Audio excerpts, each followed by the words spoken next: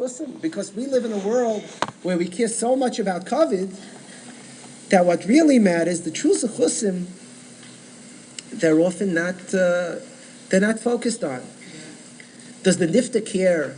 The nifta doesn't care about the havolim of COVID. Certainly not.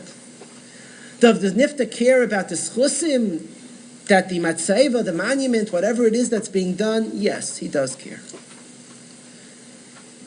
And if we understand that what matters to the neshama, what matters to the nifter, is only the chusim, so then we can start to understand what Shlomo HaMelech was talking about in regard to David.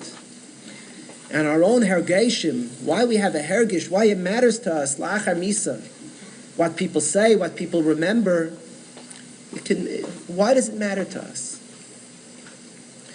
So we have to know, we're familiar today with the concept of genetics, that every person passes on certain traits through his genes to his children.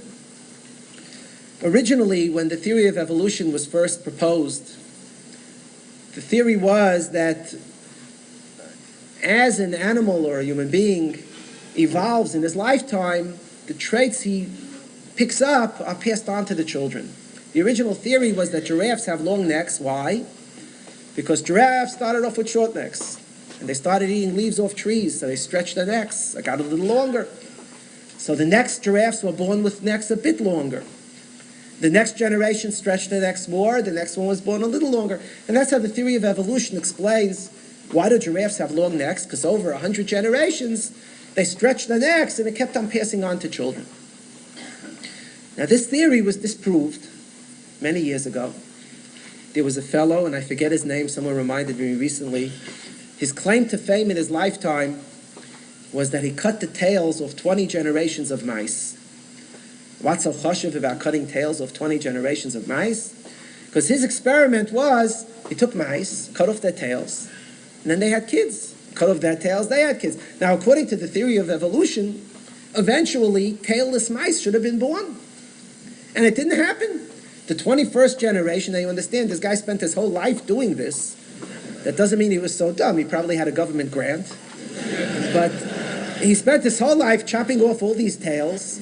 And in the 21st generation, the mouse had just as long tails. So therefore, we know today that the original theory is incorrect, that the genes are immutable. Nobody can do anything to change a gene after a person is born. And whenever mutations occur spontaneously. A person can't do something. It doesn't help. A person dyes his hair blonde. He's not going to have blonde kids because of it. Because whatever you do doesn't change your genetics. And that's accepted today. The shame is that the original theory wasn't all wrong. It wasn't totally wrong. Physically, a gene is immutable. What you pass on to your kids is what you have, and that gets passed on. Spiritually, genetics can be changed. There's a side in the Balei Hashkafa that what a person passes on to his children, the character traits, can be changed based on a person's life. Rabbi Chanan, in the drushes that are printed in the back of the Kavitz Ha'aris, Rabbi Chanan asks a kasha. He says, what's the gadlus of Akedas Yitzchak? The great, tremendous gadlus of Avraham, willing to sacrifice his son. And we remember it, we say, Zachar Hayayim, we say even today, Hashem should remember the Akedah of Yitzchak Avinu. And we blow a shofar to remember the keren, the horn of at the time of the Akedah. So Rabbi Chanan, generations of Jews have given up their children. Kiddush Hashem. In the Crusades, we have printed how parents took their own children and had them killed rather than shmad. The godless of Avraham, Rabbi Chanan says, Avraham heard it from Hashem himself. Avraham heard it from the Rabbeinu Shalom himself, and he sacrificed his son. What's greater? Avraham, who heard it from Hashem, or a Jew in the year 1500 who didn't hear it directly from Hashem, who had a betachin and emunah based on what they know from their parents, and they sacrificed their son? Who's greater? Rabbi Chanan is matmiyah. So Rav Palm always says over that it's true. Jews have a nature that we're willing to give up al Kiddush Hashem. But where does that come from? From where does that come? That comes from Avraham. It's Avraham's energy, his kayach, that he was willing to be makriv his son. That was passed down genetically to Klal Yisrael. We have inherited that because of Avraham. When in the year 1500 it was done, that kayach that parents had to be makriv their children al Kiddush Hashem, that kayach, it comes from Avraham.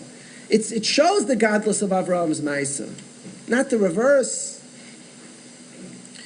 Rav Pam said a mashal. He told over a story about a man who went to a shir, and in the shir, this man was a simpleton in Amoritz, and in the shir, he heard about the godless of the Sefer Tehillim. So he was a very simple yid. He heard so much about Tehillim, how great it is. So he went home to his wife. He told his wife, I heard such a speech, how beautiful Tehillim is. Do me a favor, buy me a Tehillim. I have to see what's in it already. So she goes out to the Svarim store and she brings him a Tehillim, and he opens up the Tehillim.